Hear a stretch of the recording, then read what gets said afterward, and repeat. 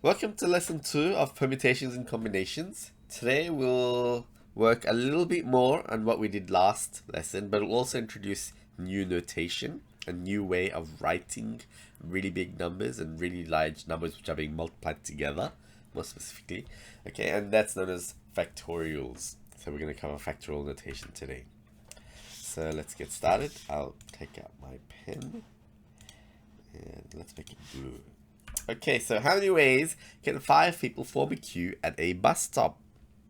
Now, if you remember from the last lesson, we start off by writing boxes, making boxes, or by dashes like this. And we think about how many different people, how many different choices can you go into the first slot. And because it's 5 people, 5 different people can potentially stand in this spot here. Now, if 5 people stand here, obviously only one is actually going to stand, right? And there'll be 4 people left over. So how many possible people can go in the second slot? 4 people, right? And then 3, 2, and 1. And so we're going to multiply these together. And that should be our answer. How many ways can 5 people form a queue at a bus stop? Now, notice that in the last lesson, we covered things where repetition of choices was allowed. Like, if you're making a number plate, a car number plate, right? You can have, what was it, 3 letters, 2 numbers, and a letter. And we said, 26 letters can go here. And then even though, let's say you chose A here, you can choose A here again. There's no restriction saying you can't choose A. And that's why it was also 26 over here. Now, obviously, when you have 5 people form a queue, you have one person stand there, the same person cannot stand in the second slot. There's a bit of a difference, right? And it's more common sense than anything because they're not going to say repetitions are allowed or repetitions are not allowed. It's kind of common sense. If you have 5 people forming a queue, you can only have the person who stands, in the first slot cannot then stand in the second slot as well.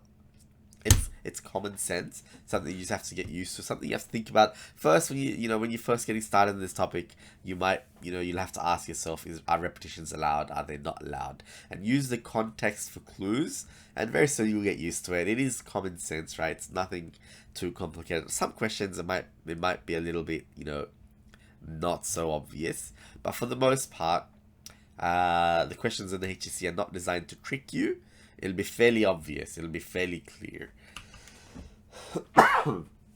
Okay, so there's a bunch of explanation there if you need it. Now the issue is writing 5 times 4 times 3 times 2 times 1.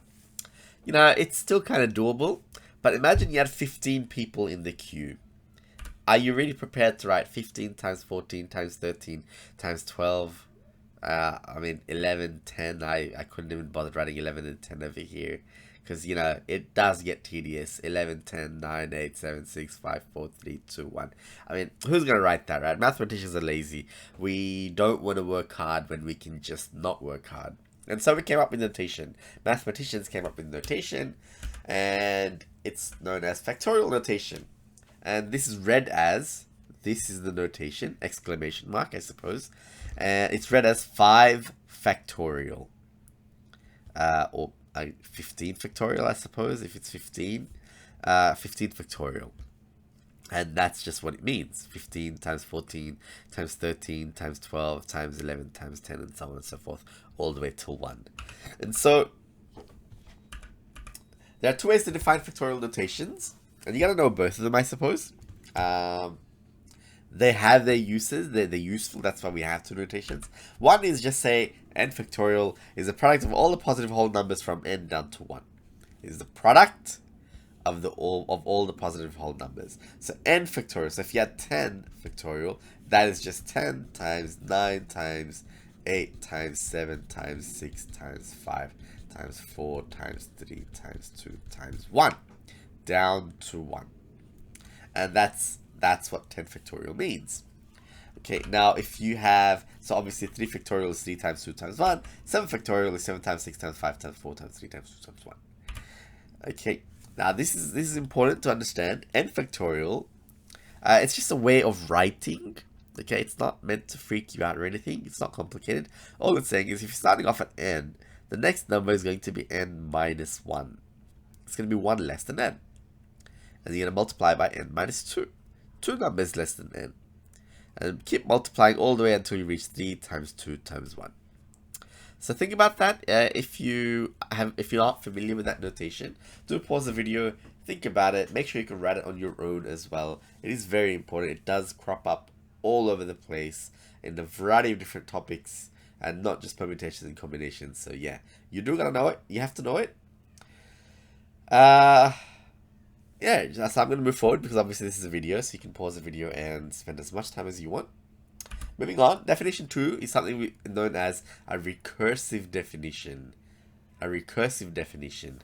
And what that means is you need the previous result to get the next result, I suppose. That's the easiest way to say it. So 0 factorial is 1. Okay, we know that.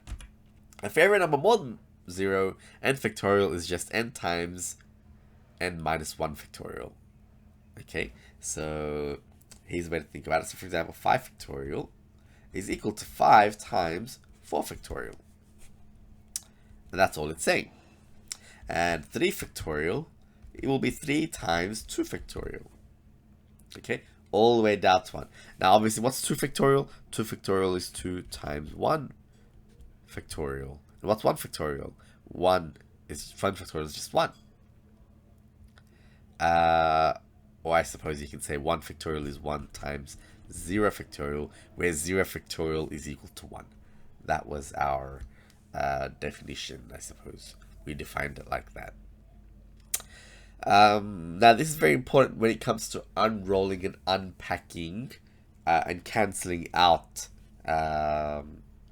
factorials. So, for example, if you had, for example, let's say 10 factorial, and on the bottom you had 8 factorial, then I guess it's a matter of cancelling out.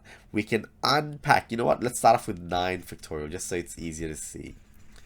Right, 10 factorial, according to our new second definition, 10 factorial is just 10 times 9 factorial over 9 factorial. Notice I've unpacked, I've unrolled the 10 factorial, and then now 9 factorial cancels out, and I'm left with just 10. Okay, I hope that makes sense. Pause the video, think about it. Let me know if you have any questions on Slack. But 10 factorial is just 10 times 9 factorial. Remember, 9 factorial is just 9 times 8 times 7 times 8, all that stuff, right? All the way down to 1. But yeah, it allows us to unpack factorial notation so that we can cancel out stuff. Okay, there's my written definition. If you want to pause the video, if you didn't get my verbal definition, more than welcome to pause the video, have a look at my written one. And we are going to look at some examples. Now, we said 8 factorial is 8 times 7 factorial. And therefore, 7 factorial, by definition, 7 factorial is 7 times 6 factorial. And so we can write 8 factorial is 8 times 7 times 6 factorial. You can unpack as much of it as you want or need. That's the idea. As much as you need to cancel out, I suppose. Okay, so I guess the best way to just look at examples. If I had to simplify this, I want to cancel out 7 factorial, because 7 factorial is 7 times 6 times 5 times 4 times 3 times 2 times 1. I've got that on the top already. I've got that in the numerator. 10 times 9 times 8 times 7 times 6 times 5, and so on and so forth. And so I can do 10 times 9 times 8 times 7 factorial all over 7 factorial. So make sure you understand what I've done here. Pause the video if you need. Ask me on Slack if you need help. But I've just unpacked 10 factorial.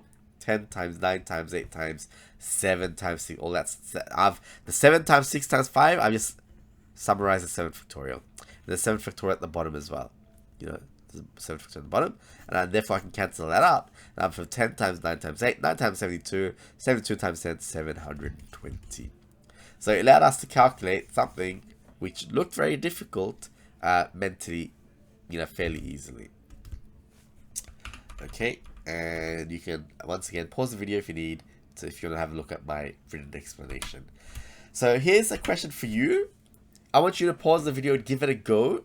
It's very important that you participate in maths lessons, be interactive, take part, give it a go, because maths is learnt by doing, not by watching. Okay, and so I'm assuming you've paused the video. I'm just going to say the answer now. So 87 factorial all over 89 times 88 times 87 factorial. That cancels out. And you're left with 1 over 89 times 88. Whatever that is, you can put on a calculator, I suppose. Alright, moving on. Example 4. This is something that I'm going to do. So if it says example over here, that's something that I'm going to do. But you're encouraged. I encourage you, especially in video lessons, pause the video, give it a go yourself. That's how you learn maths, by doing, not by watching Mr. Shacker do maths. Okay, I promise you will learn. You'll be better at maths if you give it a go yourself on your own. Because even if you get it wrong, you learn a lot. Because you know exactly what to look out for. You'll pay attention and you'll learn something. So give it a go on your own first. Don't have to wait for me to say anything. As soon as a new example comes up, just give it a go. Especially if it's check your understanding. If there's a check your understanding, you have to pause the video and give it a go. There's no point watching maths. You gotta do maths. Alright, anyway. So 9 plus 2, n plus 2, n plus 1. And there's gonna be n here. And then there'll be n minus 1 all factorial. All over n minus 1 factorial. And okay, so what have I done? I'm just going to pause here. I'm going to explain what I've done. So n plus 2 is a number. N plus 2. What is the number 1 less than this? What is the number that's less than this by 1? Well, that will be n plus 2 minus 1. Right? What's 1 less than the number? Just minus 1 from it. So what's n plus 2 minus 1? 2 minus 1 is 1. So it'll be n plus 1. Okay, and therefore the number was n plus 2. The number just less than that is n plus 1. And the number just less than this is n. Because n plus 1 minus 1. Subtract 1, you're left to just n. And what's 1 less than n? N minus 1. Okay, and so I've unrolled the n plus 2. And so you have that n plus 2, n plus 1, and n minus 1. Now you can cancel out with the denominator, and you're left with just the top over here. N plus 1, n plus 2. And that's how you simplify it. Okay, here's my written explanation. If you want a different one, you can pause the video and have a look through it on your own. Same answer, I suppose. Check your understanding. Again, pause the video, give it a go, and see how you do.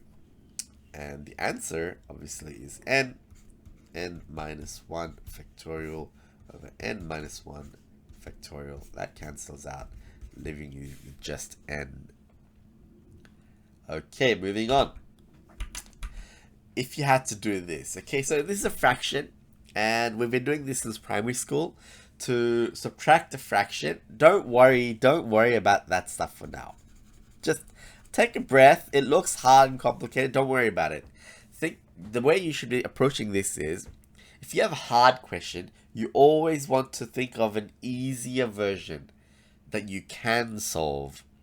And then whatever you learn from that, you apply to the hard stuff, okay? So now, even though it looks hard, take a deep breath. Acknowledge, yeah, it looks very hard, it looks really complicated. That's okay. That's fine. It's a normal human reaction. Okay, but now, how do we subtract fractions? If you go back to the basics, you need the same denominator. You cannot subtract or add fractions unless the denominator is the same. And so, what do we have over here? Let's look at the denominators, okay? So you have 1 over 8 factorial minus 1 over, and now we have 10 times 9 times 8 factorial. Okay, are the denominators the same? No, they are not.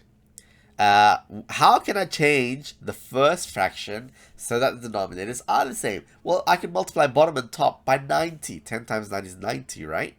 So I can multiply this by 10 times 9. Multiplying the bottom by 10 times 9. Multiply the top by 10 times 9. Okay? And now, remember, you can multiply top and bottom by a fraction. It doesn't change the fraction. And so now, once you've done that, you will see that you actually do have the same denominator. And so we can subtract 10 times 9 times 1 is 90. 90 minus 1 is 89. So we have 89 over the top there. And at the bottom, we have 10 factorial. 89 over 10 factorial. Okay. 89 over 10 factorial. You can look at my written explanation by pausing the video if you need. Here's another example. Once again, it looks really complicated. Take a deep breath. It's okay. We can do this. We can certainly give it a go. That's all you need to do. Give it a go. Pause the video. Give it a go if you want. That's how you learn. But I'm just going to get started with the answer. So we have over here 1 over n factorial. Plus, again, to add fractions, you need the same denominator. And over here we have n plus 1 n factorial. And so to make the denominators the same, I need to put an n plus 1 here. And if you multiply the bottom by n plus 1, you've got to multiply the top by n plus 1.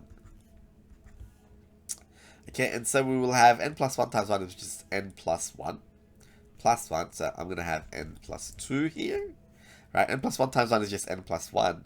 N plus 1 plus 1 is n plus 2. And at the bottom, we have n plus 1 factorial. And I'm done.